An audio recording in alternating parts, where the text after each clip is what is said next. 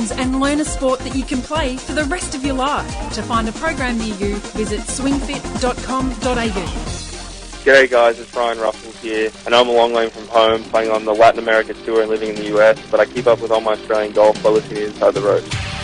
Well, welcome back to Inside the Ropes, and due to popular demand, because we've been ranting off at a great rate the last couple of weeks about various rules, infractions or otherwise that may have occurred in the professional game, we've got a very, very special guest to join us, Simon Magdulski, Golf Australia's Rules and Handicapping Director. Welcome aboard, mate. Thanks, Hayesy. It is terrific to be here. I do enjoy discussions, debates in the office, so it's great to be with you on the hottest ticket in golf. Well, thank you very much for saying that, Simon. You can take the tongue out of your cheek right now. I mean, I came within an inch of losing my job last week with my opinions on some of the rules. So rather than someone who's got really no idea what they're talking about, we thought we'd go to the top and come to you. But we do have I've got an interesting new segment here, or an interesting new concept, shall we say. And it's going to call this segment, I Put It to You, Simon. And we're going to follow some instructions. And if we get a little bit dry or we start running off a bit here, we're going to have a sound that's going to interrupt you and or myself. And then we're going to get judged by Ali and Andy on how we're going in deciding what should happen with the future of the rules of the game. You ready to play? I can't wait. I can imagine. All right, here we go, mate. Question number 1.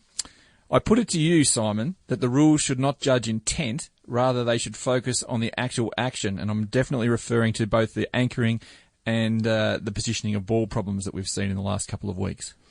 Yeah, I think with anchoring specifically, if you strip intent out of that rule, what you end up doing is penalising pretty much everyone who brushes their hands against their leg or against their chest. And if you imagine, particularly on wet, windy days with people wearing wet weather gear, a lot of people are brushing their hands against their body or against their clothes. So the idea of stripping intent out of the rule, it solves one problem, but it opens up a whole bunch of other problems. We end up penalising a lot more players than we otherwise would. And my general view would be I think we need less penalties in the game, not more.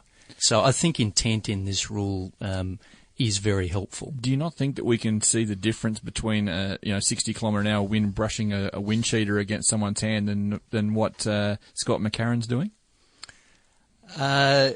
Again, I think what you want to be doing is only penalising the people who are breaching the intent of the rule. I don't think you want to end up creating a whole lot of collateral damage and penalising people who are not anchoring. They're not intending to anchor. I think in just about every case, it's pretty obvious whether someone is anchoring or not. The likes of McCarron, Langer, I think these sort of cases, it's one for the committee in charge of the competition to look at video to make some sort of determination. If there's a grey area, they can get the player in and have a chat to the player, raise any concerns, let them know what they should be doing. But equally, if the committee's not concerned about it, they can let the player know where the boundary is and we move forward from there. That said, if there is actually a problem with the rule, it's one for the committee to raise with the RNA and the USGA, and the RNA and USGA have shown in recent times that they can react very quickly where there is a clear deficiency. Now, I'm not sure if the PGA Tour has raised with the USGA that there is a problem. That may well have been the case. I haven't seen that. If there is a problem, I think the USGA and the RNA will work through that. You just I knew it was getting really close. I knew that was coming. Questions from the gallery to Simon's first response? In terms of certain cases, surely, they can just be put to the panel and then the panel decides at the end of their decision whether that person is or isn't anchoring. When people, you mentioned Bernard Langer and Scott McCarron and that kind of thing. Like, there's so much chatter, especially in social media outlets about it. Are they a bit scared to ruffle the feathers of those really good players, or is it purely from a rules perspective? To be perfectly honest, you'd have to be a part of the discussion at PGA Tour level to understand what's driving their decision. They may well have gone to the USGA and said, hey, we don't think this rule is quite working properly as it is. Can we get some sort of clarification? Or the tour might have looked at it and said, you know what, we're comfortable with what these guys are doing.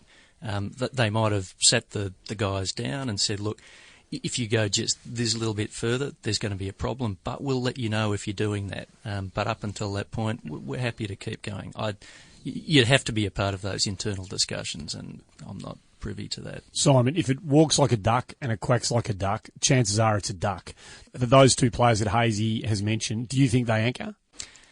To be perfectly honest with Langer, I've seen a couple of videos. I haven't looked at it as great a depth as Hayesy has.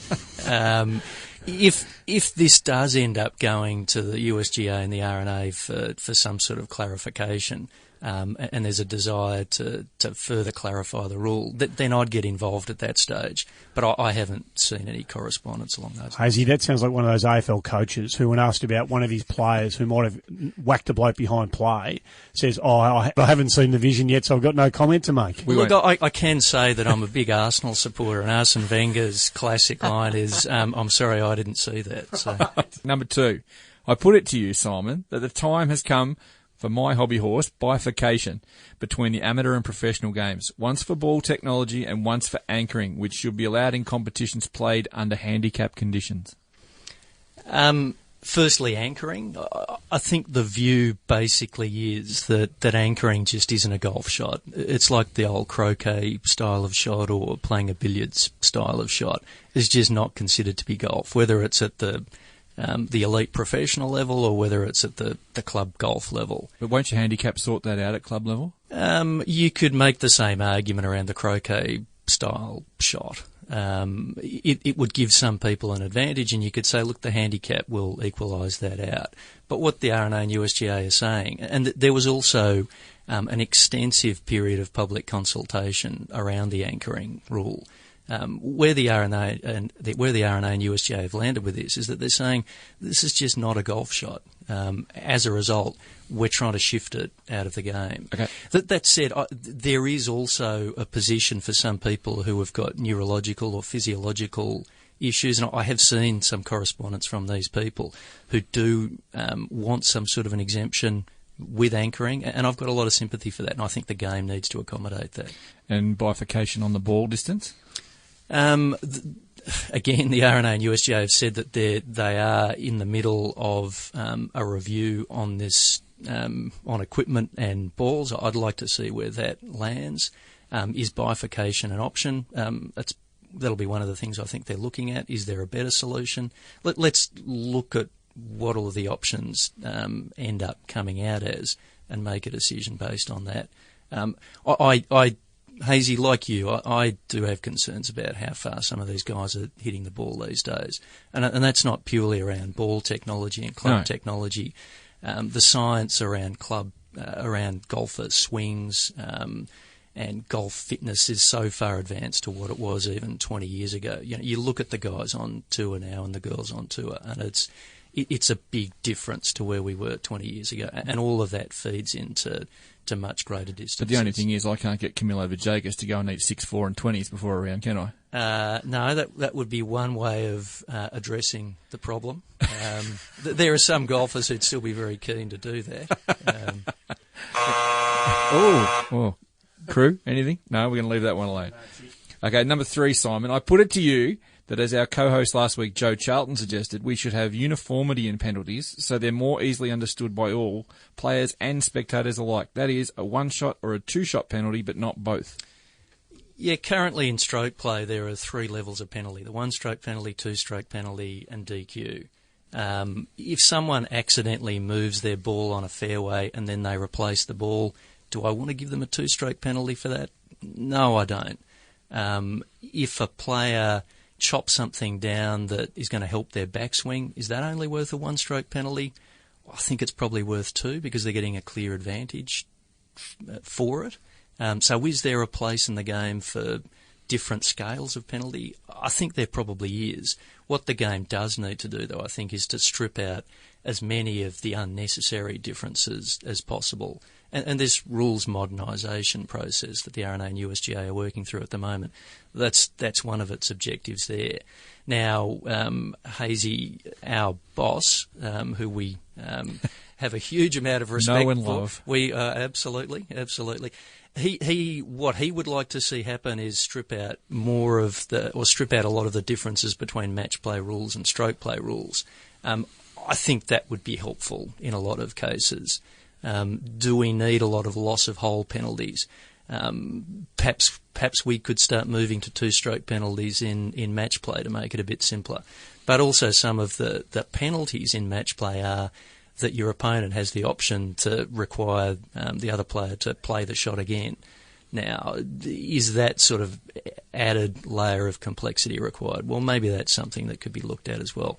Maybe the option there is let's have a two-shot penalty instead of giving the player the option to recall the stroke.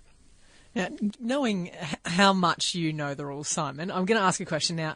In terms of any disciplinary actions, in life in general, there is usually a staggered effect. So the more serious crimes are more harshly punished. My take on the rules, as a general rule, is that the two-stroke penalties go to the things that are going to teach you how to play the game within the realms of etiquette and integrity. The things that are potentially you could get away with if no one was watching are more harshly punished than potentially, the silly mistakes. Would you agree with that statement? Yeah, in part, and also where you're getting a genuine advantage for the action. So the objective is always to have the outcome be proportionate to the act that you've committed. I said before, you accidentally touch your ball on the fairway and the ball moves. Do you really want to penalise someone 2 shots for that? I don't. I think one's enough. But again, if you improve your backswing or your area of intend to play, then I think I think there's a case for having timed. a 2-shot penalty. Yeah.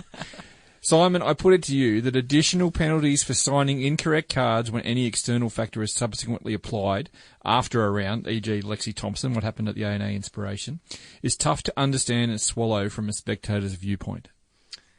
Look, Lexi Thompson getting a 4-shot penalty when she was leading the tournament, I got to say I felt uncomfortable with that. To me, that's a lot of shots.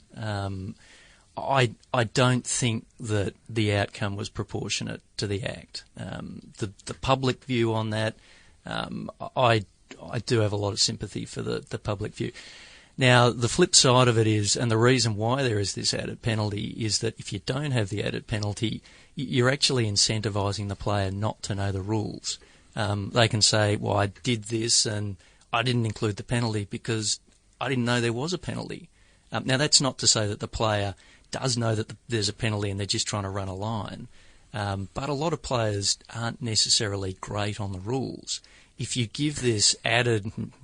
Ali's nodding. I'm agreeing completely, yeah. And look, my experience of Ali on course, and I've done a couple of rulings for her over the journey, but she's probably one of the better players. There are a lot of players out there who, if they have any sort of problem, they just put their hand up and referee comes in and you help them out. But if you're actually incentivising the player not to know the rules, that's a problem. So that's why there is this added 2-shot penalty. But I think I think it's too much. And again, the RNA and USGA have said that they're looking at this specifically at the moment. So watch this space on that one. Nice. And just before the buzzer again, you're on fire at the moment. Last one, mate. I know the seat's getting pretty hot over there. I put it to you, Simon, that without clear, logical and consistent application of the rules at all levels of the sport, the game puts itself in a position to be mocked that is totally unnecessary and avoidable, especially in this age when we're trying to attract every new player that we can. Yeah, I think where the game gets into trouble with the rules is where the outcome just isn't proportionate with the act. The Dustin Johnson thing, I think people looked at that and thought, you know what, he didn't touch the ball and maybe he caused it to move, but do we really need to penalise him for that? Now, again, there's been a pretty quick change in the rules at that level of the game, so that's been cleaned up. The Lexi Thompson thing, again, I think people looked at that and thought 4 shots for that, really, over half an inch? Do we really need to be penalising him 4 shots for that? Again, there's been this quick reaction by the RNA and the USGA. So now I think the outcome is proportionate with the act. And the John Rahm case, some people might say he should have been penalised. Me personally, he moves his ball to help one of his fellow competitors. Does he get it back in exactly the right place? No, he doesn't. Do we really need to penalise him a couple of shots for an inch when he's trying to help out one of his mates? I just don't think the game needs that. I want the player who wins the golf tournament to be the player who's had the least number of shots. I agree in theory with that last response, but last part of it, but surely it's a fundamental aspect of the game to play your ball where it lies as best as possible. It is, but if you want to get very tight with GPS location, I reckon you could find a lot of players when they're replacing balls on greens that they don't get it quite right. The Lexi Thompson thing, when you're coming in from the side and trying to put a ball down, trying to put a marker down behind the ball, you're never going to align it quite right. And one of Lexi's problems, I think, was that she didn't pick the ball up and walk away and come back a minute and a half later. She did it immediately, so it was very obvious what she did. But if you went through the process of looking at what a lot of other players do, and Phil Mickelson's made this point, he thinks there's a lot of inexactness out there. I think you'd probably find that a lot of other players do similar things, and not trying to bend the rules in any way. It's just honest mistakes. One of the funniest things for me when I started doing the TV commentary was how many girls came up to me, and I will not name any names on either side of this, but there were a couple of girls that they wanted checked. They said, if you can get people to zoom in when this girl's on the green, we would love to know the outcome of that, whether you saw anything there, because everyone on tour knows these people. It's something that you never talk about to the media, which, is good and bad, because you could stop it pretty quickly if you did talk to the media, presumably. But there are a lot of players that do it, and, using, the examples of these two that, didn't mean to do it getting harshly punished versus the quote unquote intent, comes back into play. Jack Nicklaus made some great comments. He was saying, look, a way of handling this is you get the player in quietly, you show them the footage, you have a word to them, you let them know that they're crossing a boundary. If they keep doing that, then they'll be penalised, move on. The game doesn't need all of the bad publicity that it got over Lexi Thompson. Very, very smooth, Simon. I'm chuffed with the way you've come in and confronted your harshest critics. Mate, I've been thrilled to be here. Thrilled. We will get you back, mate. You've done beautifully. Thank you very much for joining us on Inside the Ropes, and I'm sure we'll be ranting again at some point in the near future, and we'll have you back in a second time. Mate, I look forward to our ongoing discussions in the office as well. The Golf Australia website is now the place to go to look up your handicap and so much more. Whether you're out and about on your phone or in the office trying to avoid work, just go to golf.org.au and punch your golf link number into the box at the top of the homepage. Who knows, maybe that last round was just good enough to put you in single figures. While you're on the site, check out the daily golf results at your club, view our course index for up-to-date ratings, read the latest golf news from home and abroad, listen to Australian golf podcasts and interviews, and watch video tournament highlights or tips to improve your game. It's everything a golf tragic could want. Visit golf.org.au today, the home of Australian golf. Hi, my name is Soyeon Yu, who's playing on the LPGA Tour, and I love Vegemite, but I love the Pedro more than Vegemite. Well, there's a whole lot of reasons that we're all focusing on the Open Championship, and I've got to say one of the more obscure levers into the 146th play of the Open Championship is young Sam Blewett, who is the son of Greg Blewett, who everybody who knows and loves their Australian cricket knows only too well. 46 tests, I think.